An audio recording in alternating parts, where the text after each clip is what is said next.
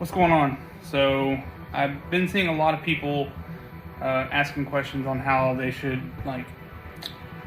center their parts on the Crossfire Pro.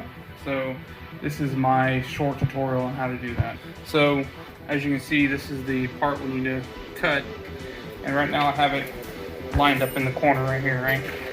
So as close as I can get to the corner. Of course, it's not perfect, but now I'm going to zero it right there. Now I'm going to go to inches right here, and I'm going to roll up, and we're going to go to eighths, above, back down to inches, and go all the way down to the edge, just like that. Go quarter, come back one. So now we're at the corner. So we were centered from the corner. We were centered here, right?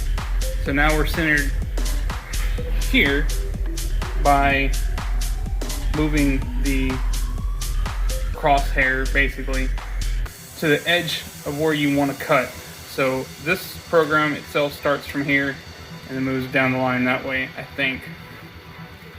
But now we're going to go ahead and zero it again, and we're going to check her. So we're going to come down until we're at the edge of the drawing. Perfect. And then we're going to come back this way until we're at the edge of the drawing.